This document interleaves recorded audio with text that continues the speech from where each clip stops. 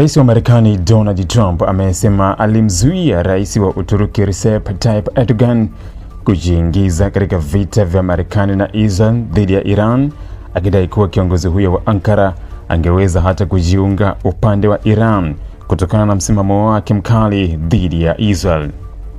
Trump alitoa kauli hiyo jana Jumatano mbele ya waandishi wa habari katika ofisi ya Oval, akisema alimuomba Erdogan abaki nje ya mzozo huo na kwamba ombi hilo liliheshimiwa.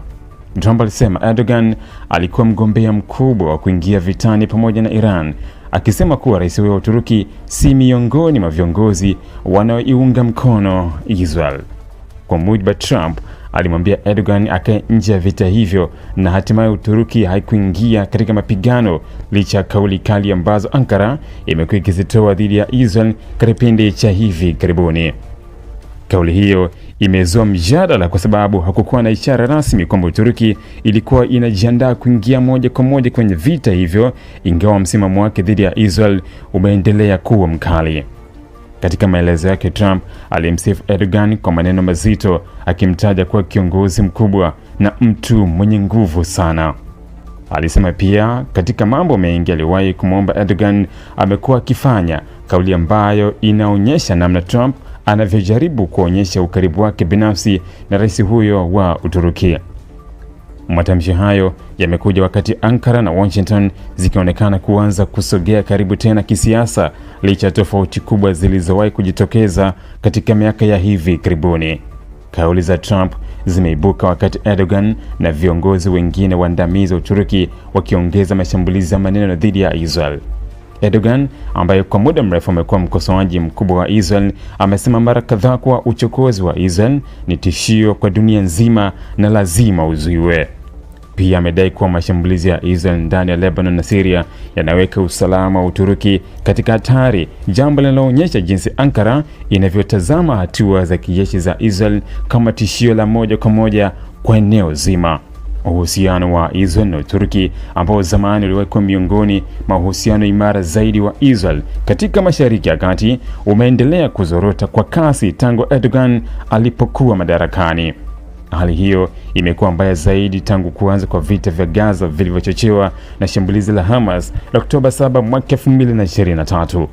Tangu wakati huo, Ankara imekuwa ikiongeza ukosoaji wake dhidi ya Israel, huku ikijaribu kujiweka kama mtetezi wa Palestina na mpinzani wa operesheni za kijeshi za Tel Aviv katika ukanda huo. Mbali na kauli kuhusu vita vya Iran, Trump aligusia pia swala nyeti la ushirikiano wa kijeshi kati ya Marekani na Uturuki. Alipoulizwa kama Marekani inajiandaa kutoa kifurushi kikubwa cha mauzo ya silaha kwa Uturuki kabla ya mkutano wa NATO, ikiwemo ndege za kivita za kisasa aina ya F-35 pamoja na injini za ndege za kijeshi, Trump alijibu kwa kuashiria kuwa anaweza kufanya jambo litakalomfurahisha sana Erdogan. Kauli hiyo imechukuliwa kama ishara ya uwezekano wa Washington kufungua tena njia kwa Ankara kupata ndege hizo ambazo kwa muda mrefu zimekuwa nje ya uwezo wa Uturuki kutokana na mgogoro wa kisiasa na kiusalama. Chanzo kikuu cha mgogoro kati ya Washington na Ankara ni hatua ya Uturuki kununua mfumo wa ulinzi wa anga wa S-400 kutoka Urusi mwaka 2019, jambo ambalo lilifanya Marekani kuiondoa Ankara kwenye mpango wa F-35 na kuiwekea vikwazo. Washington ilisema mfumo huo wa Urusi ulikuwa tishio kwa usalama wa teknolojia ya ndege zake za kivita za F-35 na ungeweza kuathiri siri za kijeshi za NATO.